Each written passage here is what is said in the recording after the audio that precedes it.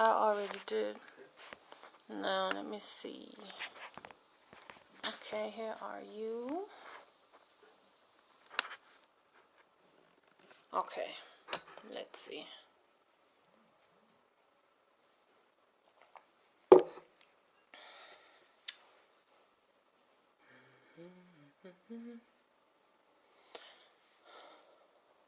Let's see if he will come in. Well, hello everyone. Welcome to Nita's Universe. Today I have a very influential guest here. His name is George Estes. He is from the Blackpanther Cubs party. And I am very, very, very excited to talk to him today.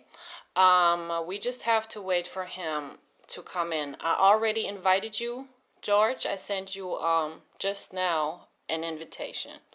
I hope it's working now.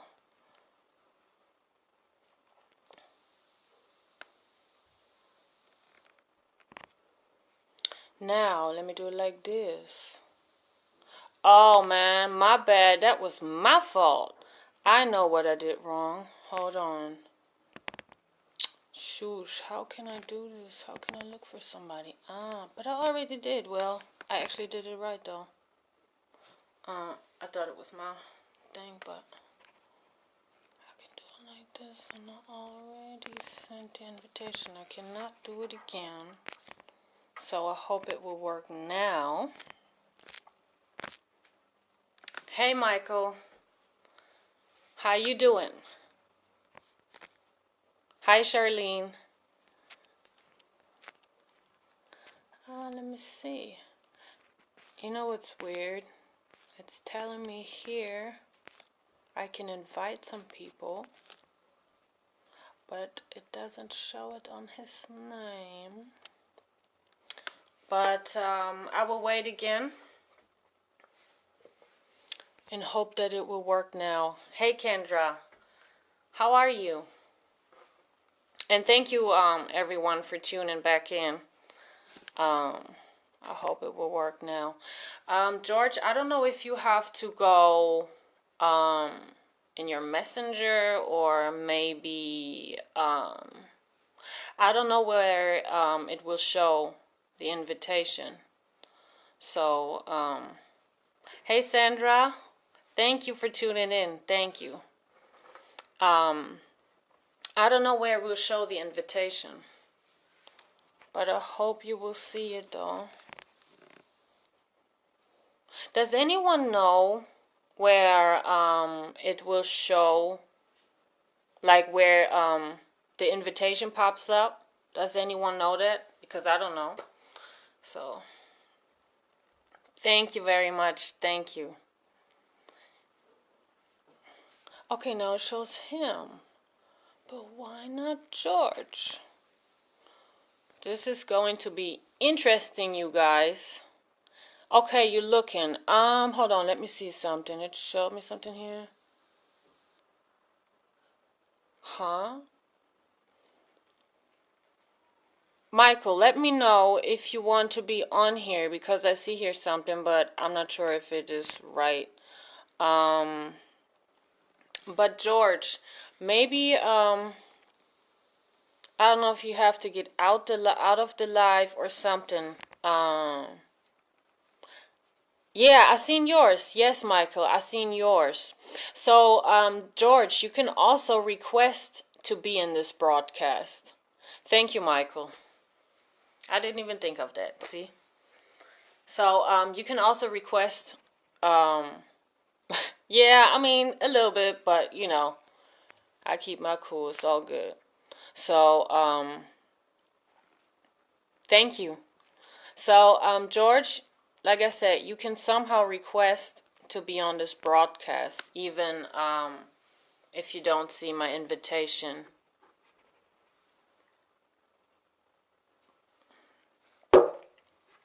Maybe you can try that. I hope it'll work.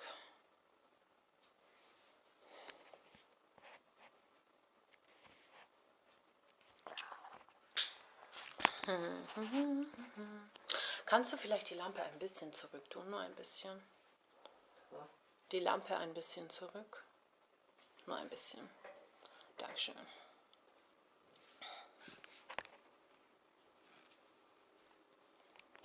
George, on the bottom here, when you look at the comments, you see different things that you can click on. And you can click on this person or whatever, and then you can request to be on this broadcast.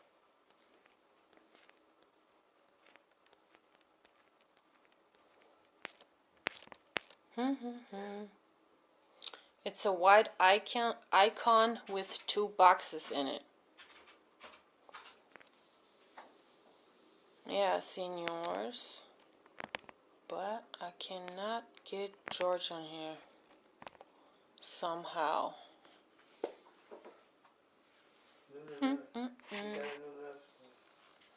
But it's okay. I'll wait.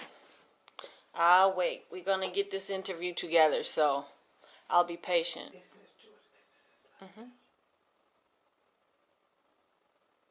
You say it is? They said George Estes is live now.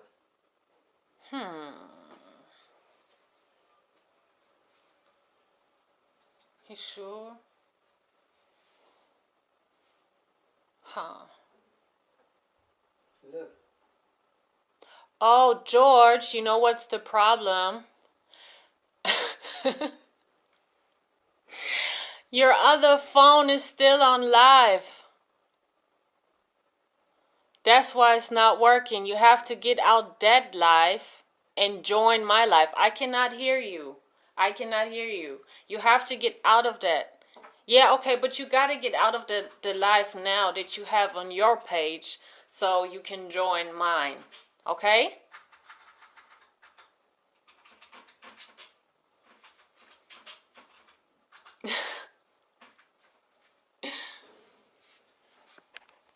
So. Let me see. Okay. Just stay with me, people. We're going to get this together.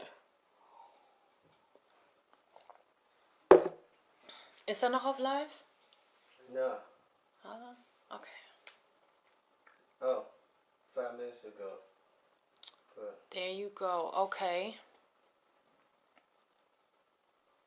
Hi, Jacqueline. Mwah. Okay, I see. Hold on. Yes, there you go.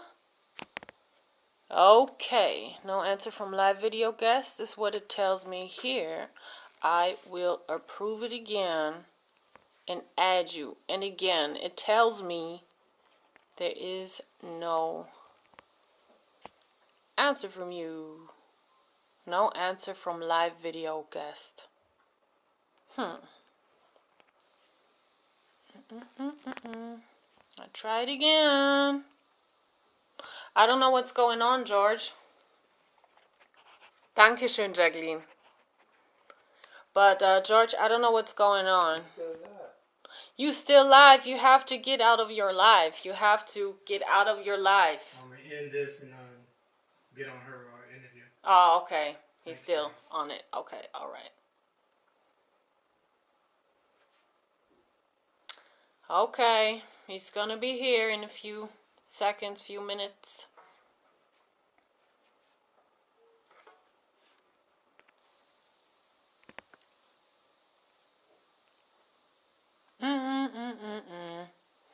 I will, well, it's saying again. Approve. Add. It's not working. Yes, I did have a request here. Now, just could you maybe send me the request again? And then we'll see if it works.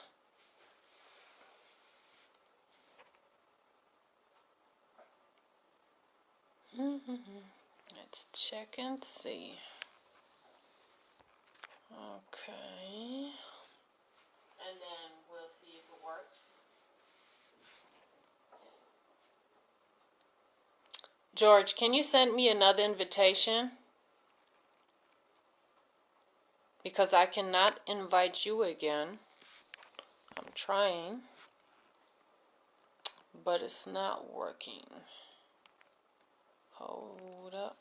Wait a minute.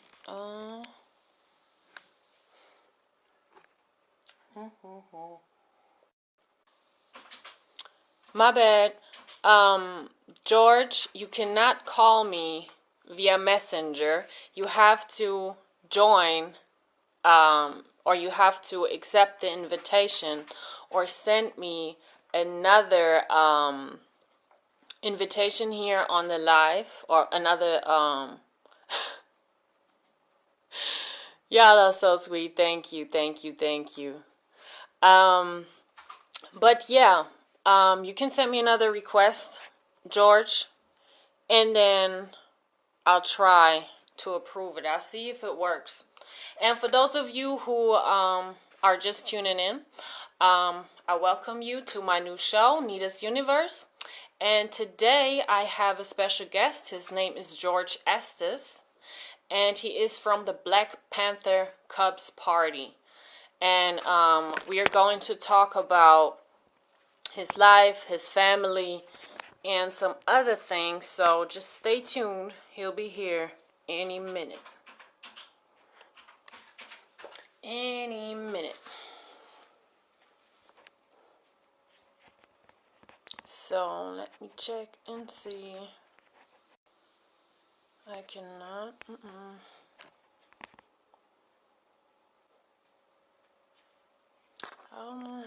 Let me see. George Estes joined.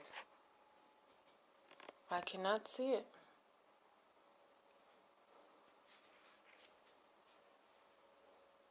George, can you please send me another request here on the live so I can approve it? Okay, I see it now. Yeah.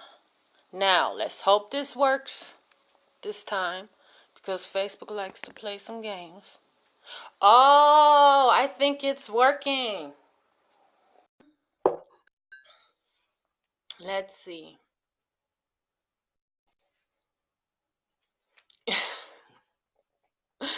It says adding. Hi. Hello, hello, hello. Finally. Hello, Nita. Hey. Hi. Hey, how you doing? Fine. It took long. It took a little troubleshooting on my end. Yeah, your connection is really bad, actually. There's, can you hear me? Yeah, now I can hear you. Now it's good. Now it's good. Okay. So how are you today?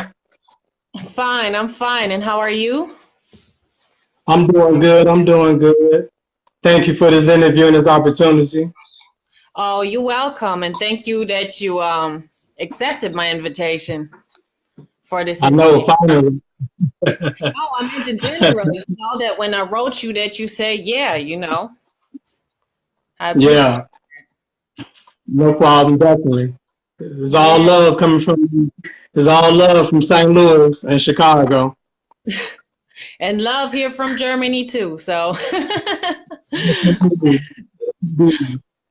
George, would you like to Yeah. introduce yourself to the people and tell them a little something about yourself and your family? Basically, my name is George Estes. I go by a Twitter name and an Instagram name of King Chicago. That's spelled KingChecaugo. Basically born and raised on the south side of Chicago, Inglewood neighborhood. My family consists of the Hamptons and the Hoovers. Hamptons by Fred Hampton Jr. and his mom, formerly known as Deborah Johnson, now known as Aku and Jiri, and Larry Hoover, and I support the family and do a lot of campaigning for the revolutionary work for Fred Hampton and revolutionary work as well that Larry Hoover and the entire family does too. Basically, we moved to St. Louis like in 1996, so I've been in St. Louis, Missouri for over 20 years now. And essentially, I lived in New York for about 3, 4 years. In the late 80s, going into like 90, 91. 91, we had lived in Waukegan in North Chicago. I went to North Chicago High School and Waukegan High School. And then 96, moved out here to St. Louis. From 96 to currently, this is where we've been at. I campaign, and that's basically what I do. I'm a political activist. Okay. Would you like to tell the people something about the Fred Hampton legacy? Yes, the Fred Hampton legacy consists of the original Black Panther Party that was started in October of 1966 by Bobby Seale and Huey P. Newton. They seen the talent of Fred Jr.'s dad, Fred Hampton Sr., and he ended up becoming the Illinois chapter chairman or deputy of the Black Panther Party of Illinois chapter. Basically, Fred Hampton Sr. He's a very talented, very great at connecting people and bringing people together. He brought a lot of the gangs together.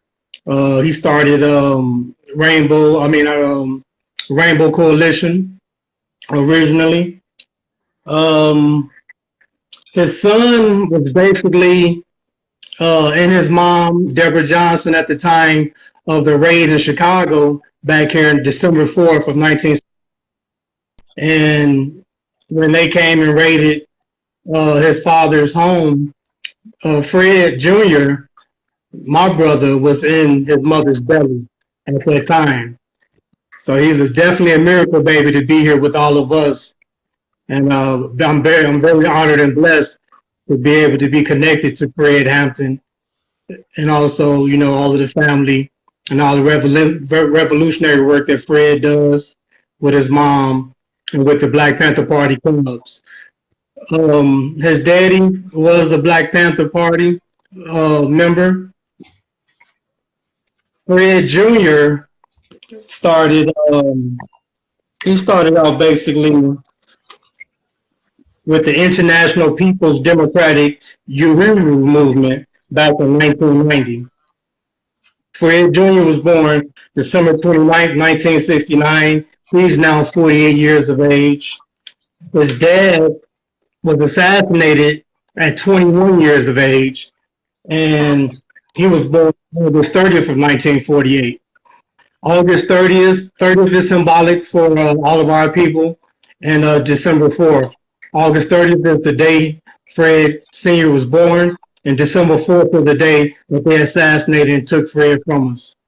So every year, what we do in Chicago, but I don't want to get ahead of you with your questions and everything. So basically, in a nutshell, I deal with everything I got to deal with the revolutionary work for the Fred Hampton legacy and the Black Panther Party clubs, and I do all the work that I need to do for Mama Hoover, Diane Hoover, all of the grandkids, and Larry Hoover.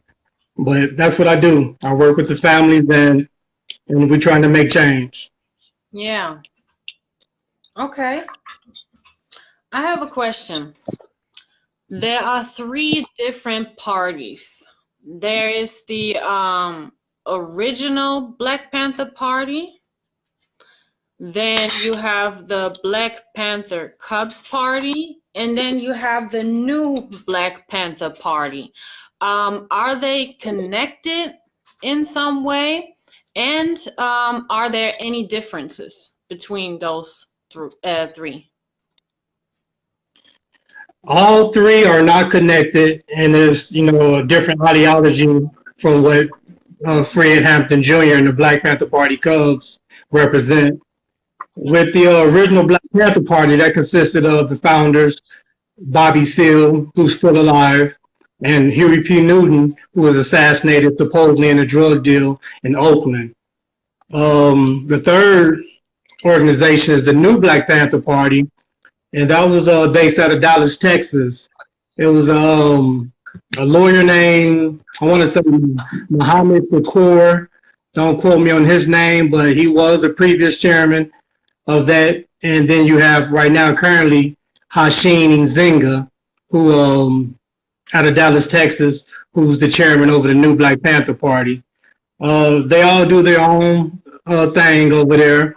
Bobby Seale is just touring colleges and universities and speaking and trying to keep all of the information up to date with this new generation. So what he do is he do a lot of speaking engagements, a lot of lectures at colleges. Fred Hampton Jr., his office is in the streets. So when I'm with Fred and I'm with the Black Panther Party Cubs, we going door to door. We in the streets. Like he quotes, the streets is his office. So Fred Hampton Jr. is in every city, in every neighborhood around this country, international. Fred Hampton will go there for any situation that's going on with our people, with the communities, with the police shootings and the killings. You name it, Fred is there. So I represent Fred Hampton Jr. I represent the Black Panther Party Cubs. Okay. Sandra, you can invite people and you can also share the video. Okay. Now, could you dive in a little bit more about the assassination of Fred Hampton Sr.? And why? Why did he get assassinated? Like, what was the reason? And by who? He was assassinated by COINTELPRO, by the establishment, basically. Chicago police pigs, the DA of Chicago.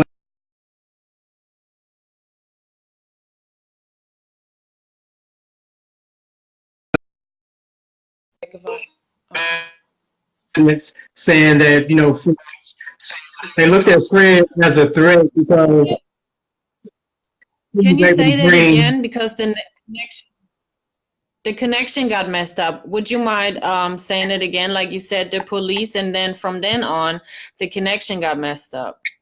Is unsere connection good? Okay. Can you hear me? Yeah, I can hear Is you. it better now? Yeah. All right. FBI COINTELPRO was led by a guy named J. Edgar Hoover, which was over the FBI in that time in the 60s. He started this big investigation of Fred Sr.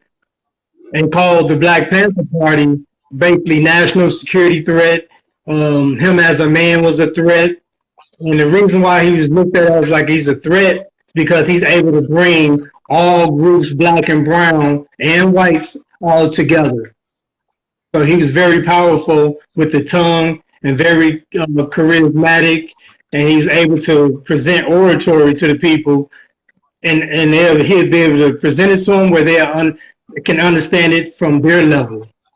So Fred Hampton taught political education. He organized weekly rallies. He worked closely with the Black Panther Party's People's Clinic. He launched the project for the community, supervising the police. He was instrumental in starting the free breakfast program. The FBI and the government did not like Fred for his ideology of self-sufficiency for our people, economic development, et cetera, et cetera. So they were basically out, they targeted him, and they were out to get him because they know that we will have a Messiah that will rise within our people, especially coming from a poor background that we all came from. And the government's agenda is to assassinate anyone that they feel and think that's going to be a Messiah for the people. And that's who Fred Hampton Sr. was, a definite Messiah. He was assassinated on December 4th of 1969. You said, Go ahead, you said the Messiah. I was watching a documentary, and they was showing some files about this agent, that this agent wrote, like letters that this agent wrote to other people, and they had the word Messiah in there. And in those files and those documents, it was stated that he said under like any circumstance, they have to mess it up in other words, you know, they have to infiltrate, they have to make up stories, they have to find any way to destroy him. Like they even showed you those files like in that documentary. I was like, wow, like they even had that word Messiah because they know what Yeah, time it is, you know? That's what I'm saying. yeah, definitely.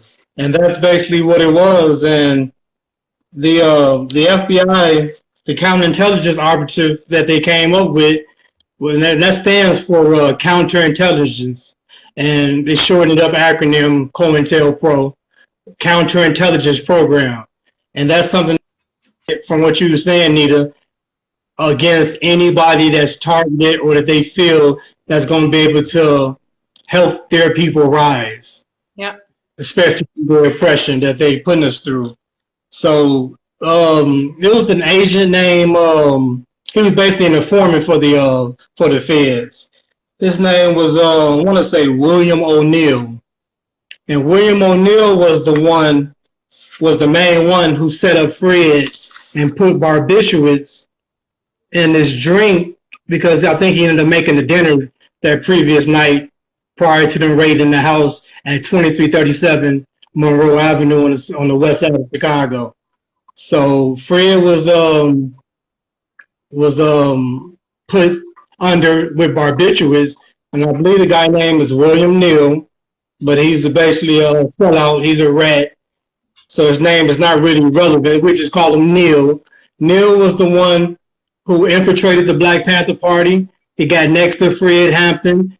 Fred Hampton hired him as a security on his security detail, and he was the one that was at the house, in so many words, when it all happened. Gave the FBI all of the floor plans to the house, where Fred was sleeping at in his back room, in the room sleeping with his wife, Aku and Jerry, formerly known as Deborah Johnson, while 9 months pregnant. So this happened December 4th. Fred Hampton Jr. was born December 29th. So a few weeks later, Fred Hampton was born. So he was basically there when his father got assassinated. That's crazy. That's crazy and very, very sad. Like, but there you can see how influential one person can be. Yes. One person can change so much and get the attention from so many people.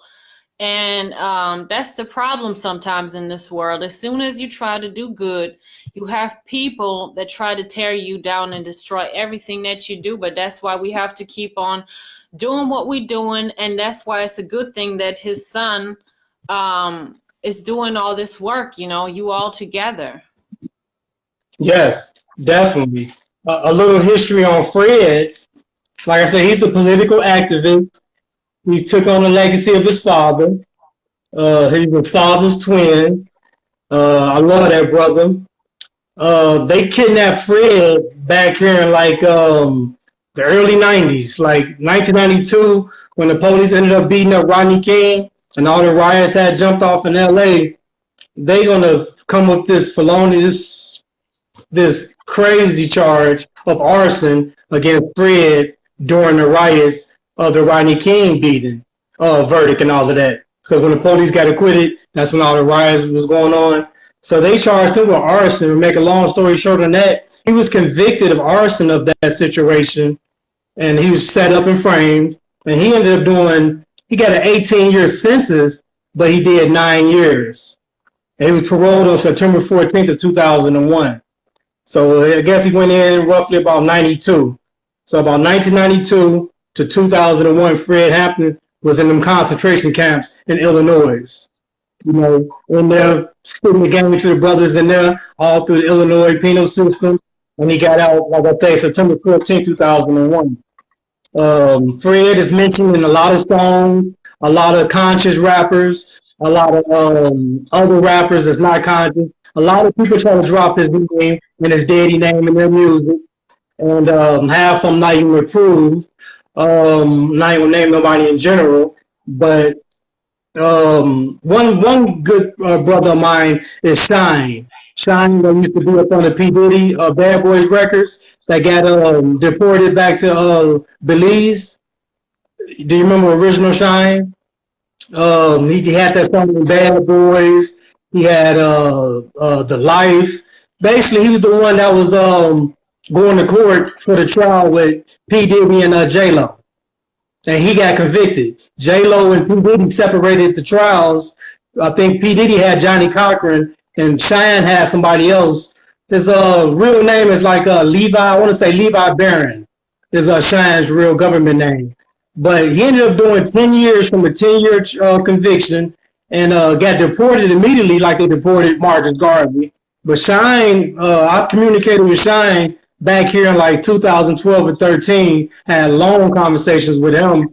But they're trying to keep him out of the United States. But you know how the laws are. You could, if you get a felony and you're from another country, you know, you can get sent back to your country. So he's over there, but he has a mixtape called Gangland that talks about everything we're talking about. He got definite songs with Fred Hampton, about Fred Hampton rather, and mentioning Fred Hampton throughout that mixtape. But his name is Shine, and he has a mixtape that's very powerful, and it's named called Gangland. And that he's one of many artists that uses Fred's name in their songs or within their work. Okay.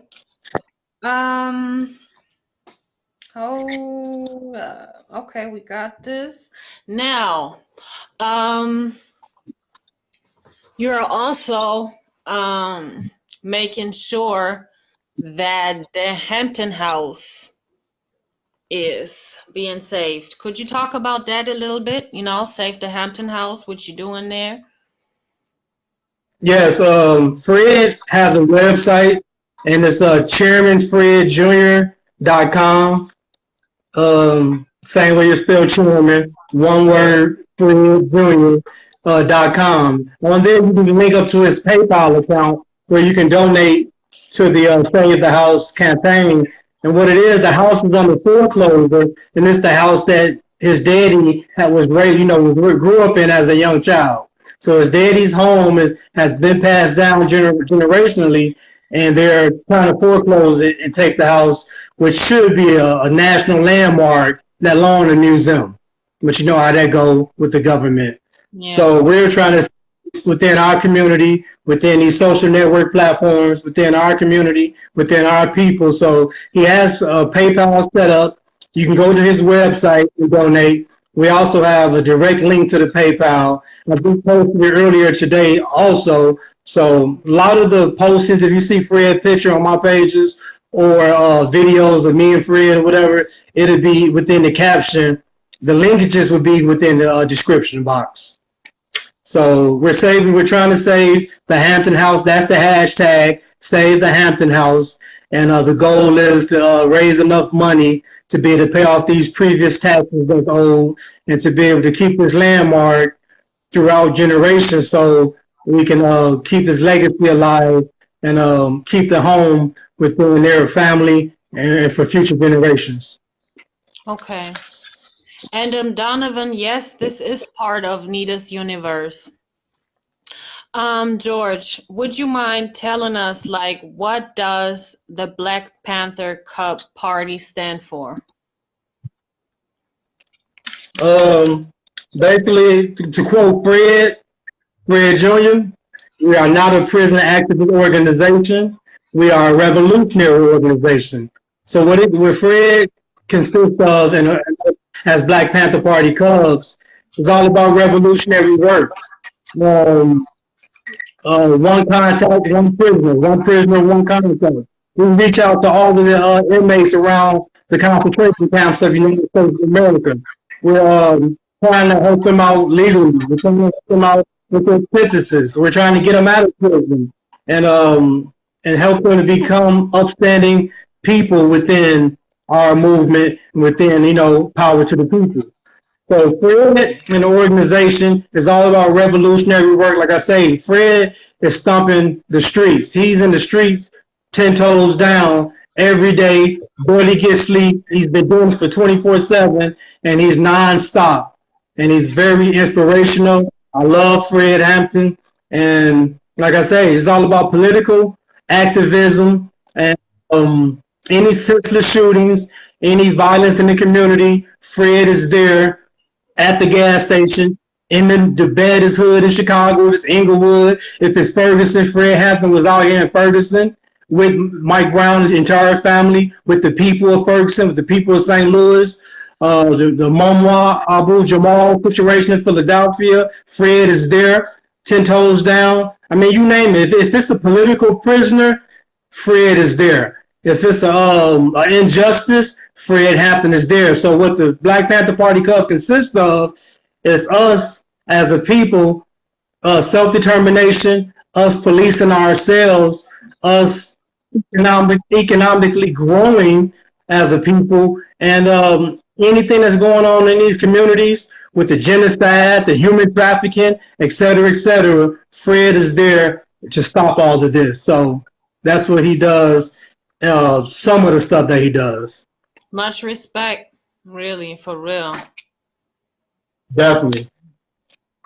Power to the people. Yeah. And in the words of he say, taking history, and making history. That's one of his quotes that he always say. And it's all about, like I say, revolutionary work, campaigning to free political prisoners, saving all our people in these impoverished neighborhoods and communities, and making it better for the next generation and this generation we're living in right now. Yeah. Okay. Can you tell us something about Larry Hoover and the GD? For the people who don't know him or who don't know what the GD is. All right, Larry Hoover is family. His mom is my grandmother, and he's my uncle. His brother is Wallace Bradley, which is my Uncle Gator, and another family member is Noble Amir Ali, and they run the United in Peace Incorporated, and they also run, let me get the quote, it is called, basically Brain Bang Campaign, Global Noble Dynamics, presented by Noble Amir Ali. I'll give you at the end his numbers and emails, but it's about stop the gang banging and start the brain banging. Uncle Gator is a political figure, so he's in the communities and he's within the government branch of everything, saving these kids, saving these communities, saving these brothers from going to these penitentiaries, which Fred calls concentration camps. So all of the work that Uncle Gator does and Noble Amir Ali is a lot of the things and the ideas and the concepts that they all put their heads together about.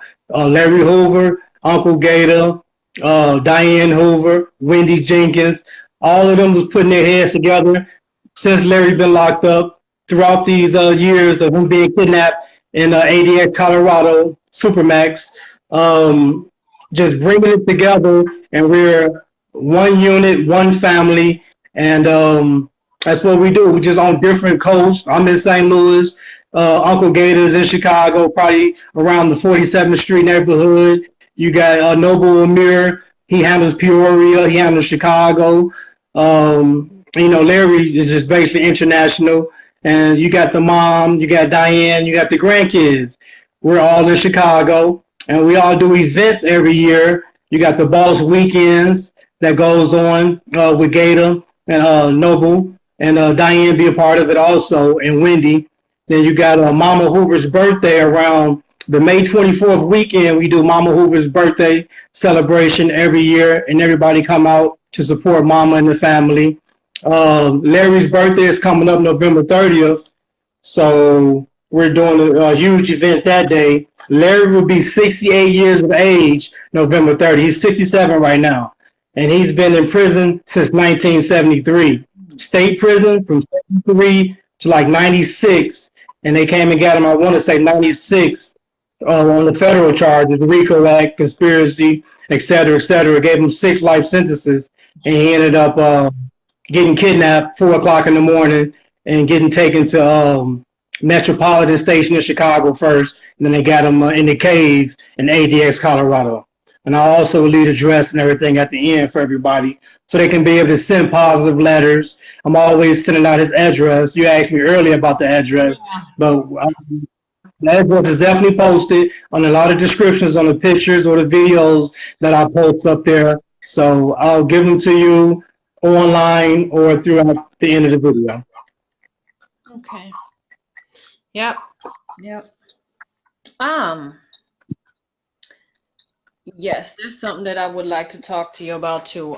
Because I watched the documentary a few days ago, and then I've seen an agent. I don't know if he was an agent or a policeman or whatever, but he was saying that while Larry was in jail, that there was a lot of drug trafficking happening with the GDs and stuff like this. You know, it's like the way they put it. I was thinking to myself, well, I'm gonna let you go there, but I'm gonna say this. Do you think that he was framed? He was definitely framed and set up by the elites, by the government. He was definitely, I'll say it again, he was definitely framed and set up all day long. They claimed they had a 17-year undercover investigation on Larry while he was in different Illinois penitentiary. If he's in Vienna, Pontiac, or Stateville, or any other state prison in Illinois, they're claiming that they had a 17-year investigation on Larry. And then they claimed that there was bugs and wires, and they used the visitors as guinea pigs, so they was unaware, oblivious to being wired in the name tag while visiting Larry, Crazy. which they didn't do. There was no conversations on there to incriminate Larry or any of that. But you know how the federal system works. It's not a fair ball game with the federal system. He is who he is. So, we don't really need a jury in so many words of his peers, et cetera, et cetera. But yeah, they basically, he's framed and set up. That's crazy. They tapped the people that were visiting him. Wow, like how much did they try to get him? Like what was it, or is it about him that they are trying to get him so bad? Like that's just simply insane. People listen to Larry, all the positivity that he has, all of the knowledge, the wisdom, and the understanding that Larry has. People can relate, and they know his plight. They know what he's trying to accomplish or what he's trying to do for our people, our communities, our families, for individuals that came from being gang bangers or drug dealers or thieves or whatever you was back in the days. He's the type of person that can resurrect you. He can resurrect your mind, resurrect your physical. And the government did not like that. One man can have all of this power and do all of this, and everybody listens to him. So once again, it goes back to that Messiah word. If they felt Larry could be a Messiah if he stays out in the streets, and he's going to be so big that he's going to be bigger than life, et cetera, et cetera. So we need to stop this ASAP by whatever tricks of the trade, the COINTELPRO, the bugging and the wiring, all illegal wiretapping, violated all the constitutional rights. For them, the way they, like you say, for the way they got him, it wasn't the way they got most of us. It's never fair. And the way they got him before they kidnapped him, they kidnapped Larry from his family in 1972, 1973. That's the kidnapping. And he's been in concentration camps from 1973 to right now. Time served. Our whole campaign, what crime has he committed that warrants a man to be locked up for over 40-something years, almost 50 years? And when we can watch the news today and see these other pedophiles and different people that get caught up on these charges, the DA don't want to charge them, or the case get dropped, or they get probation, or a couple years at a Boy Scout camp type situation, get right back out and do the same thing again. So it's just it's a cold world, a very cold and corrupt world. Yeah.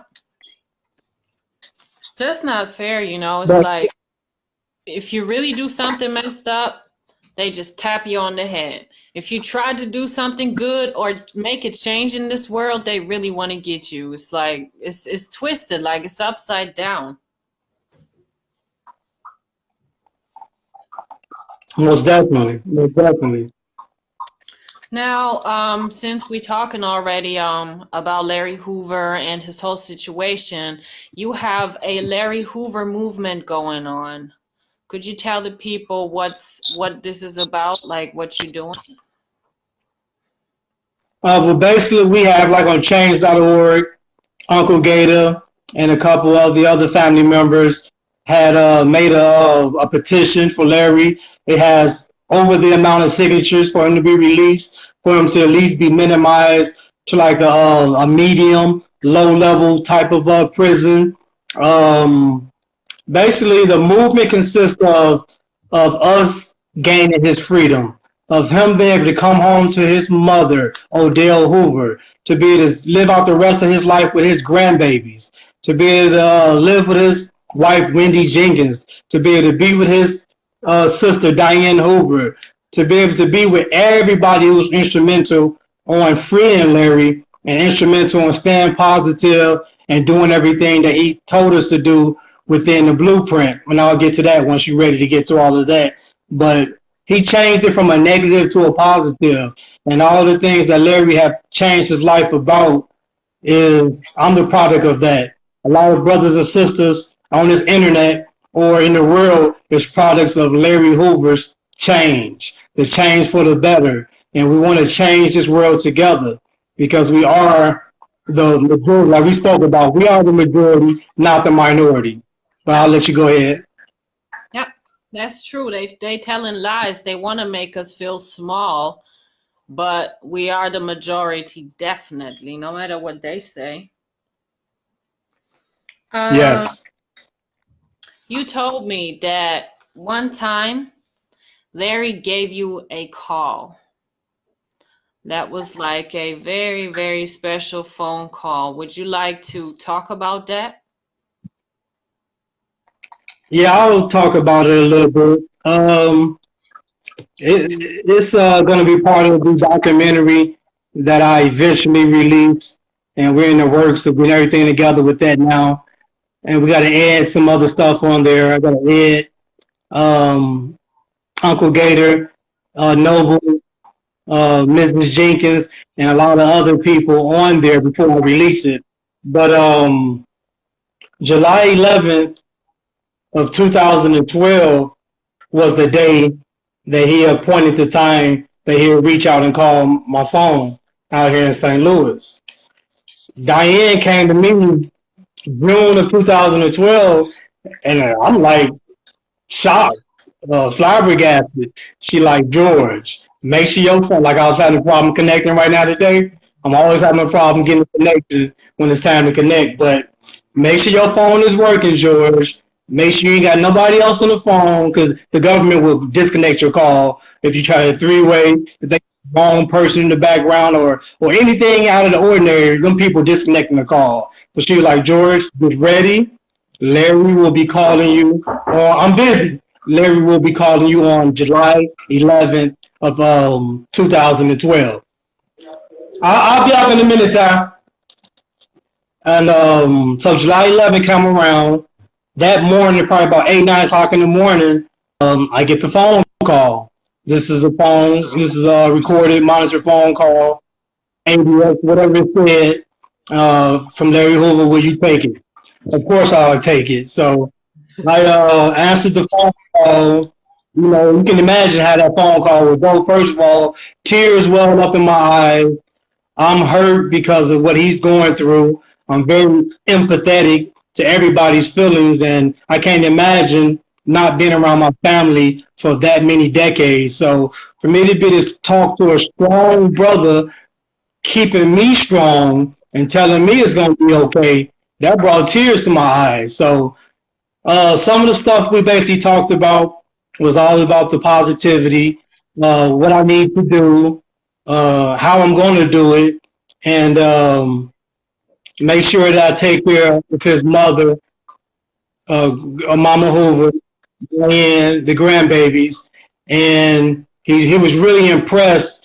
It was a linkage with the rapper Little Booty, because Little Booty was going through his death row case out there in Baton Rouge. My father's side of the family is from Lake Providence, Louisiana. So I have all family and connections all through Louisiana prior to meeting Boosie back in I want to say 2007 to 8. I met Boosie for the first time. So we had a long relationship prior to him getting acquitted. So I brought Boosie's to Larry's attention. And I'm like, Boosie got some good lawyers that can help you out. And the lawyer that I have in mind sent him the paperwork, mailed it out there to ADX, let him know who the guy was. The guy was the one, the lawyer I'm speaking of, his name is Wesley Robinson. He was instrumental in the main reason Boosie got acquitted, because this lawyer was the one who chose the jury. You know how to choose the right jury of your peers to get you out on the truth. So Boosie was acquitted because of this man named Wesley Robinson, a good friend of mine. Brought that to Larry's attention, and Larry was like hyped about it, excited. He's like, yes, that's who I want. And he wanted to send me some money. And I was like, you ain't sending me no money, Larry. I got you. My last dollar, my last penny is I got you. I got mama. I got Diane. Whatever they need, whatever they want, I got them. And he's like, no, I got you. So it was like, Larry, it's okay. We got the money.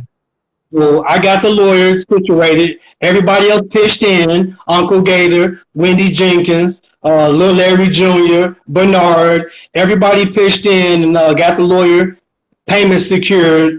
And he's been working on the case from 2012, leading up to Larry having lunch with Jeff Ford, leading up to Larry getting moved around to better circumstances. I'll find out what the new circumstances are when I go see everybody December 3rd weekend for the Fred Hampton commemoration of his dad's assassination. And for the weekend, I'll be with Mama Hoover and everybody. And you'll be doing the interview, like I said, within that day too, whatever, within that weekend. But we talked, it was a 15-minute phone call. That's the maximum. But the shocking part is that I was on state parole at the time. And for me to even get approved, I'm thinking to myself, maybe the government just wants to hear something or know something between me and Larry, because I was shocked he approved for the phone call. So for them to approve me for the phone call on parole, get the phone call, didn't get disconnected, did the whole 15 minutes, Nita. Great conversation. It was laughter. It was sadness. It was emotional roller coaster. It was missions that need to be taken care of. It was missions that went to pass already. I'm not done. We not done. Larry coming home, believe that. And the Free Larry Hoover movement is just all of us as a family and as a community coming together, being on one accord, being on one page for the sake of the old man, as they call him. For the sake of Larry Hoover's freedom, we're getting our connections and family issues put to the side to be able to benefit Larry. And then once Larry get benefited, you know the world will be benefited. So the roadblock with the family and all of us, if we can't get Larry out, Larry not going to be able to help the communities and all these babies from these senseless shootings and all of these killings and all of these pigs that's out here killing us and all this genocidal murder and hatred that's going on. So that's the mission, Nita, is to free Larry Hoover and to be able to get him out of ADX Colorado so he can get back home with his family, so he can get taken care of, better medical care, et cetera, and then we'll really be able to hit these communities up on a worldwide stage. That's going to be a day that people are gonna be like, whoa, that man, he will be coming home. He will be released soon. Yeah, yeah. I really wish for y'all that it will happen soon. And that's what I believe with all my heart that it will happen very soon. Yeah, for real. It's been too long. It's been too long. Like they act like I don't know, like he was really doing something bad, like really bad. I mean, over 40 years, are you crazy? That's unnecessary. Very I'll unnecessary. elaborate, I'll elaborate on what you mean. It's not that they were thinking that he was doing something bad. See, they know the truth. They tell the people the lies. They tell the media, engineer the media to tell the world about the negative and he's doing this and doing that. First of all, he's in a prison, 23-hour lockdown. Maybe he get an hour out in another enclosed room. So, Larry not responsible for nobody's charges, nobody's convictions, nobody's ignorance. He's not responsible for none of that.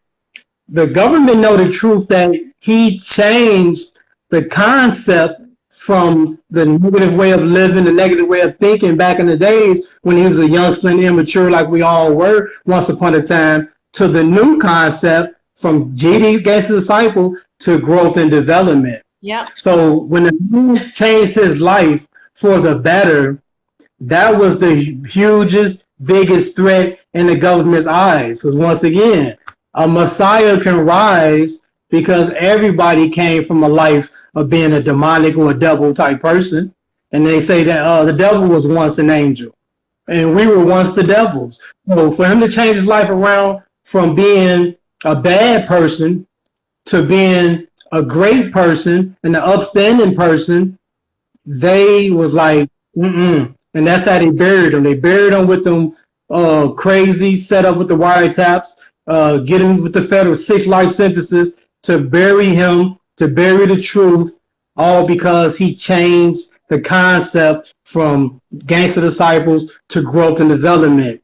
Got everybody on the same level of the voting drives and registration with the 21st century vote, with the United in Peace with Uncle Gator, et cetera, et cetera. So all the positive stuff, Nita, is what made them be like, let's put them up under the rug. It's crazy. But he'll get out anyway, and then he can tell his side of the story. So Yes, it's all good. Now, what does most the definitely. GD what does the GD do today? I mean, there is no, board members, regions, and all of that like it used to be. It's nothing. It's none of that anymore. It's a bunch of it's a really a large amount of lost individuals that's doing their own thing. That's a lot of them that's doing positivity. There's a lot of them that's drawing off the concept of growth and development and the new concept and the blueprint. But it also is a lot of people that's not worried about leadership, that's not worried about rules, that's not worried about standards. So when you say what are the GDs doing today, it's not like everybody not recognized if they are out there still gang banging. You're not recognized if you gang banging. You're not part of us. You're not recognized if you're out here raping women or being abusive to women or children or burglarizing or stealing. You're not recognized by Larry and the entire family of being part of growth and development. The word in itself tells you that's what it is. If you ain't grew or grown and developed as a better person in this day and age, you're not part of that banner of growth and development, especially if you're still drawing off, oh, I'm GD, meaning Gangster Disciple. So a lot of people that's claiming, if it's the rap industry or it's kids that's out here in these streets, if they're claiming the negative, they're not claiming Larry's ideology on what he does now and how he want to live and how everybody else should live now. So that's what it is, Nita, that if you're not drawing off the growth and development principles and his concepts that he got in the book and that he had written out, you're not, like he said, here's his quote. He basically said if you can't become a part of the solution, then live with the knowledge that you are contributing to the problem. So if you contribute to the problem, like Larry said, you're not part of us. Yep. So if you contribute to the solution, welcome. Yep. Yep. But it's like a lot of people like to use either his name or claiming to be there from the GD. And, back in the day, it really spread out through America. But I think a lot of people just got the whole concept wrong. They just want to be part of something to seem or sound cool or whatever. I don't know what the real reason is. Yeah. The status, the stripes. I ain't gonna name no certain rappers in general, but there's rappers out there that dropped his name in their music. There's rappers out there that got rich off of Larry's name. There's guys in the hood that got rich off of Larry's name. I have no monetary gain for helping my family. I don't do nothing for the value of money. I don't value money, first of all. I don't do what I do for a monetary.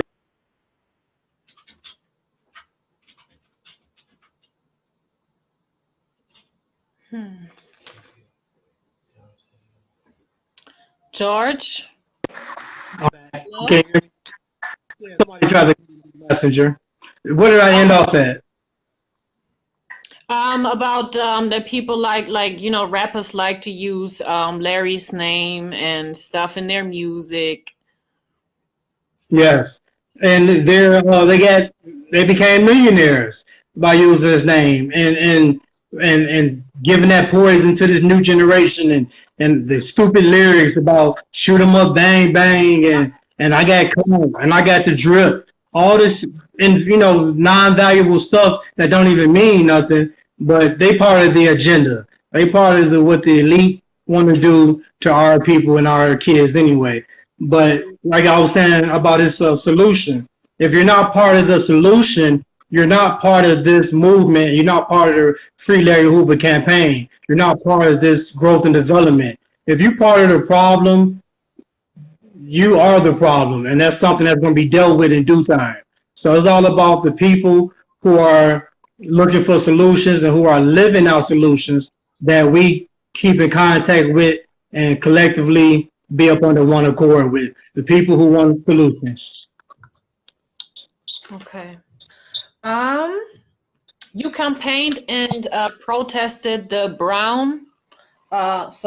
Mike Brown killing in Ferguson, and you also had some events with his dad and the activist Anthony Shahid. Could you tell us something about that? Well, very inspirational. Anthony Shahid, he's a great guy. He's a political activist as well. He's always on the front lines out here in St. Louis. If there's been any police shootings or any black on black crime or whatever type crime, Anthony has been there.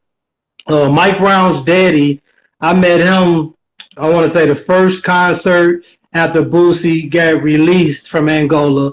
I want to say it was either the first or the second concert. That's when I first met Mike Brown Sr. But just observing what he'd been doing for the sake of his son and all of the work that he put in, and Mike Brown's mom, basically used to always run into him if I'm downtown at City Hall or if I'm doing the Reggie Clemens situation. Reggie Clemens is another good brother of mine, another political prisoner. But he ended up getting, he was on death row. He won the appeal, came back out here to St. Louis, and he pled guilty to a life sentence. So he does have an opportunity now to be released in the next couple of years. So I met Anthony and them through campaigning for Reggie Clemens. And the Mike Brown situation that happened in August of, I want to say, 2014?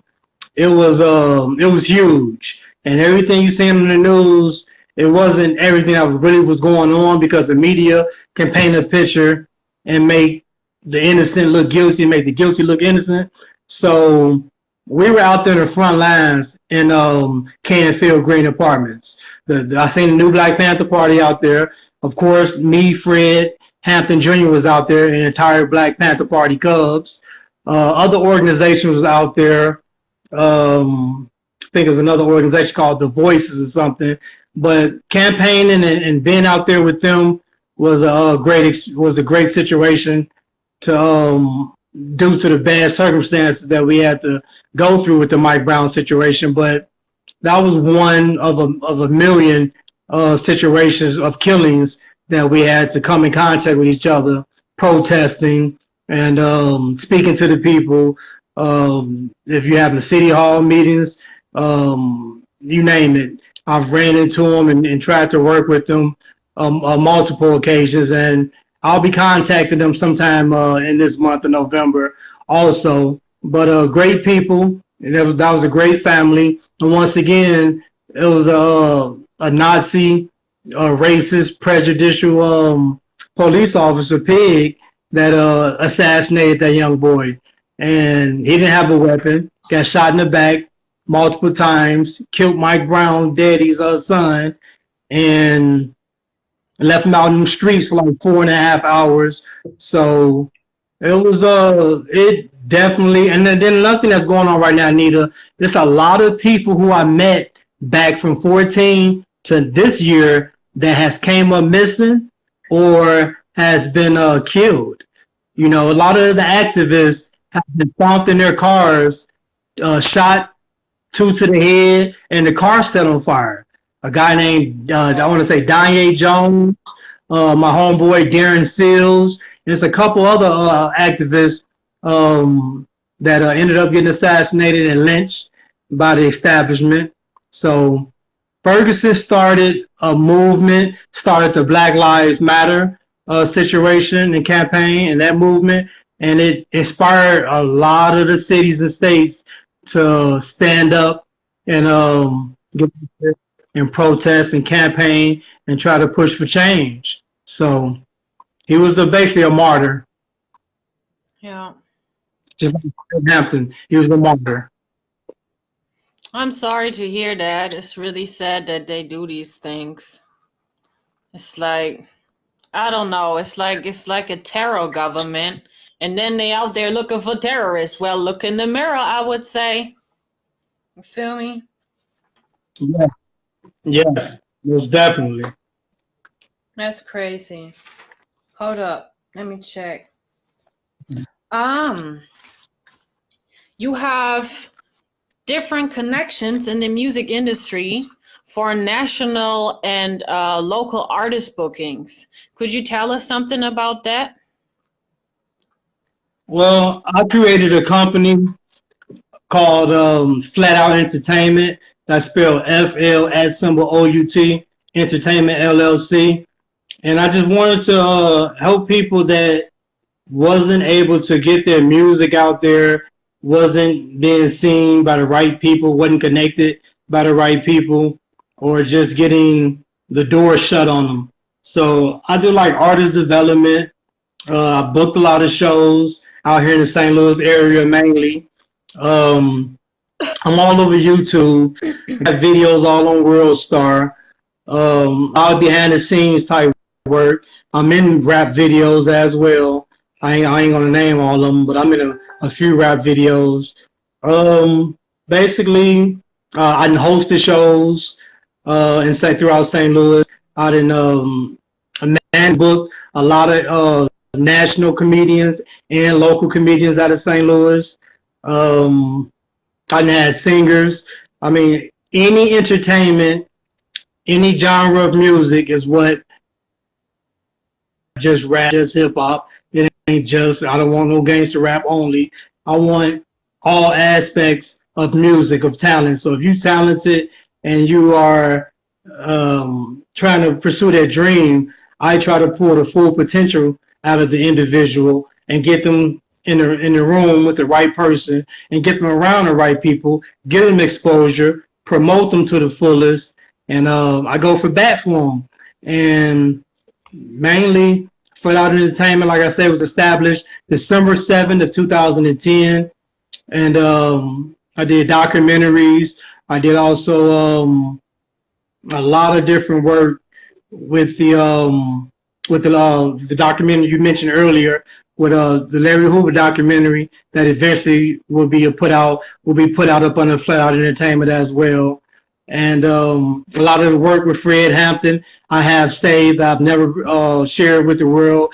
I'm gonna be doing more stuff starting this December and on down. So we'll have a lot of different filming projects, a lot of different production projects coming up with Fred Hampton Jr. and the Black Panther Party Cubs, and also with Larry Hoover and the entire family, Mama Hoover, Diane Hoover, Uncle Gator, etc. So I'll be doing a lot of stuff up under Flat Entertainment. Continue looking for talent. I'm always looking for talent out there. I'm building a new website, so I'll have all that together as soon as possible. But you can contact me on Twitter or Instagram with the handle @KingChicago. I know a few people from St. Louis that are very, very talented. I could connect y'all. It froze up for a minute. You there? Yeah, I said I know a few people from St. Louis, and they are very talented, and I can connect y'all. I didn't hear it. You had froze up. Need to say it again? Okay, no problem. I said that I know a few people from St. Louis, and they are very talented, and I can connect you, you know. Okay. Definitely. Definitely. I would be very appreciated. Yeah, yeah, definitely. Um, oh yeah. I am very, very interested in hearing some information about your father and the internet radio that he has. Okay. Pop's name is, we call him Double R, but his name is Red Ross. And he works with Harold Davis with the Butt Naked Truth radio station. And they're broadcasting Tuesday through Friday, 2 to 4 p.m. I don't know where I put his information there, but you can download the Android app. It's called Truth Radio Chicago, or Chicago Truth Radio. You can also catch them on Facebook Live, and then their website is truthradio.net. So Harold Davis and my pops Red Ross is been around. He's a street legend basically throughout Chicago. Has been to the feds. Have been kidnapped, like majority of us has been, and he's basically all about doing speaking engagements at the University of Chicago, Columbia College, any institution that's out there in Chicago. So he do a lot of speaking engagements and lectures out there in the Chicago area. Butt Naked Truth Radio is on, I think, 82nd Street in South Chicago. So they are there every day, but they broadcast the show with different segments, different subjects, different issues. It's a range of truth. If it's neighborhood shootings, if it's something high profile in the news, you name it. Anything that's speaking the truth is what my father and Harold Davis does on Butt Naked Truth Radio. But he ran with Larry Hoover back in the days. He ran with some of the big guys back in the days. And nowadays he's just a father, a grandfather, an uncle. He does what he have to do for the radio programs, for all the speaking engagements. And he does a lot of work for Mama and Diane Hoover. And also he worked with Fred Hampton Jr. So he do a lot of revolutionary work as well. I think it's very lovely, you know, that you have a family that is so active, you know.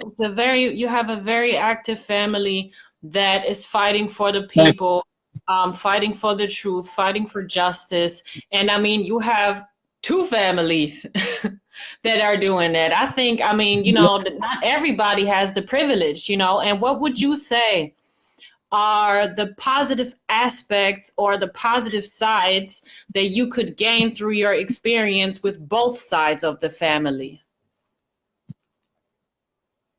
The revolutionary work that needs to be done, our continued plight to get out of oppression, for liberty and for freedom, for just being able to be looked at like a man, and you don't have to worry about your color of your skin.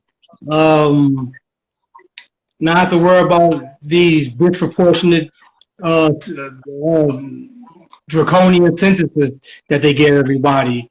The crazy white supremacy, I mean, you name it. We just want to be able to live in a world of peace.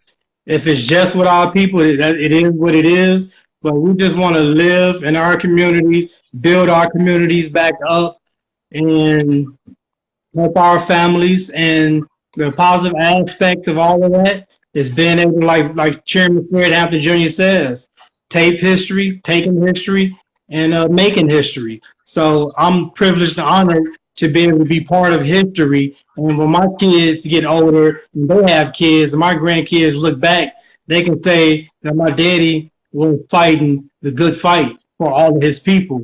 He's a revolutionary. He always screamed, free this person, free that person. It's all about power to the people. So I want to be able 10, 20 years from now when I'm getting close to me being older, that I can look back that I put in the work of our people and trying to free our people and save our people from the things that we've been taken from the beginning of time. Yeah, I feel that one. For real, for real. Thanks. Um, are there any projects that are planned for the future? That's my last question for you. The end of the month, like I say, Larry's birthday is coming up November 30th. So there will be some events going on that weekend. So I'm gonna go to Chicago December 3rd weekend. That's a Friday. That weekend is when we commemorate the assassination of Chairman Fred Hampton Sr. of the Black Panther Party Cubs. We go to the house at 2337 Monroe on the west side of Chicago. We'll be doing live videos. We'll be doing interviews. Fred will be talking to people from around the world. He will be talking to the community. Everybody that show up will find out the truth from the son's mouth and from the wife's mouth, Fred's mother's mouth, Aku and Jerry, about what happened in December 4th of 1969. So they'll hear a first-hand account on what happened to Fred Hampton Sr., and they'll hear everything that's the work that needs to be done, everything that they've been doing, and how they can be part of the situation and how they can improve themselves. So it's a learning experience. There's going to be a bunch of workshops. So it's definitely a huge, huge revolutionary situation that goes on every December 4th and every August 30th.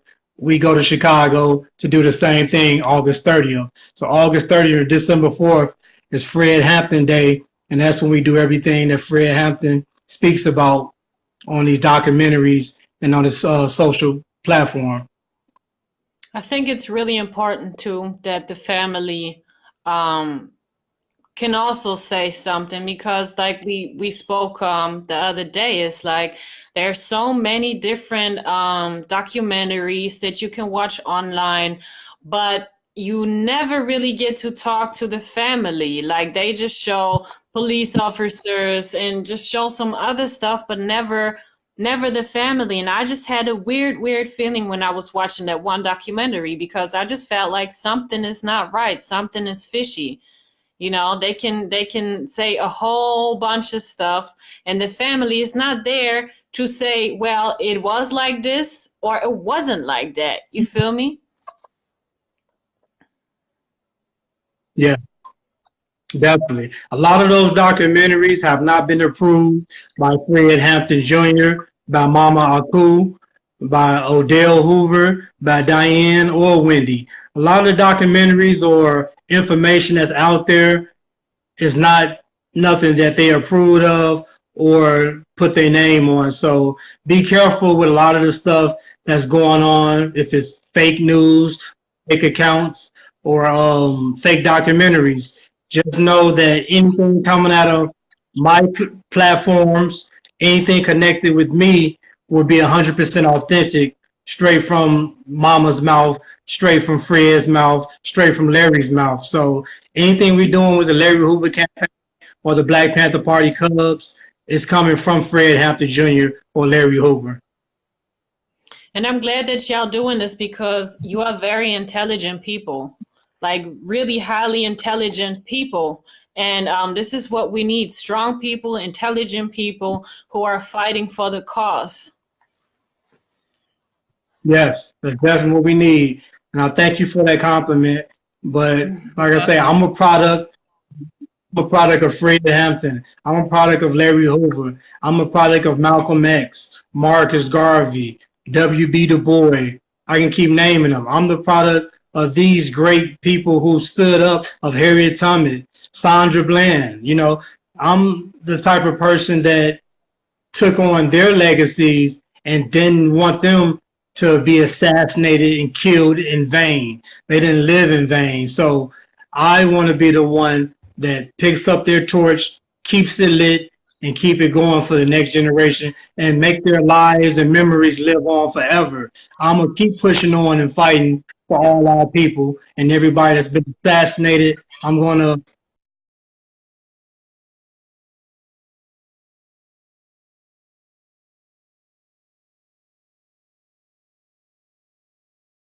People appreciate that.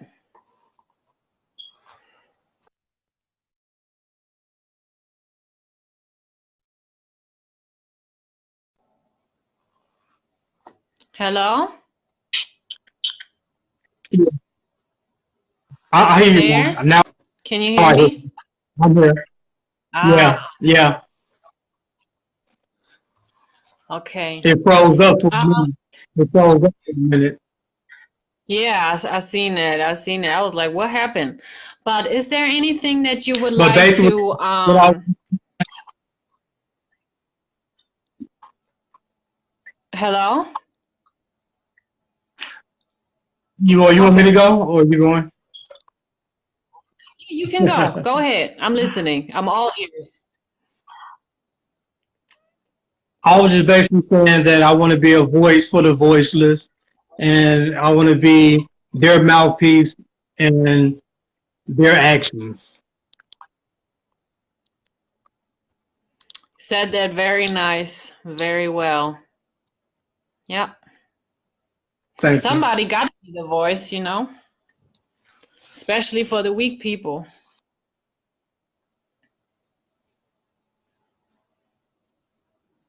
Hello? Froze up again.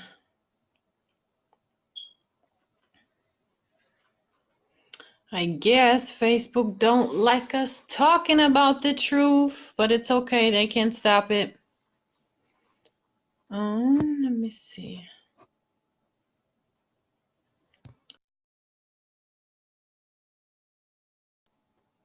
Check if I can re-invite him. Yeah, he's gone now. Hold on, people.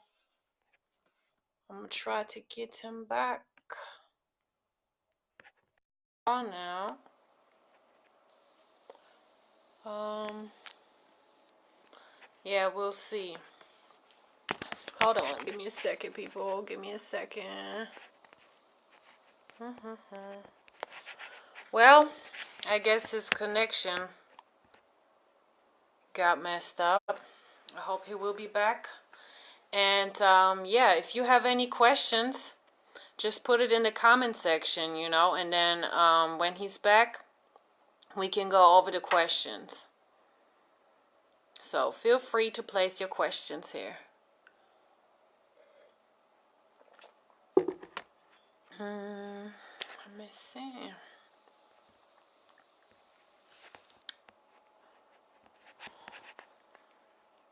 George, I don't know if you can hear me, but you're gonna have to send me another request. And I don't see you here right now.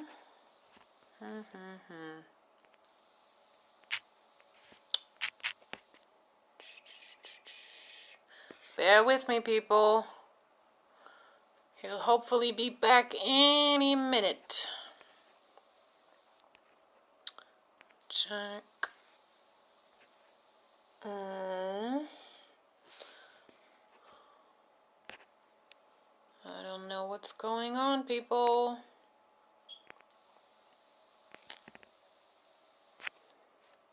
I guess it just was the connection. But I don't see him here.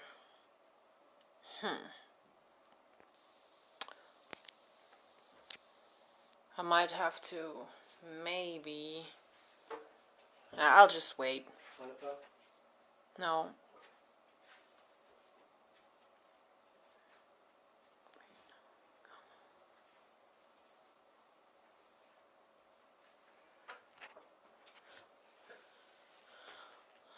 Let me check and see. I'm gonna check again if I can do it. If I can invite George. But I don't see him in here.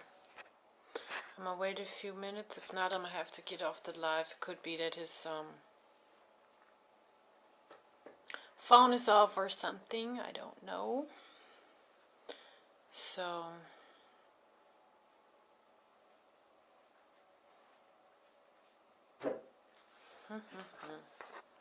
try one more time.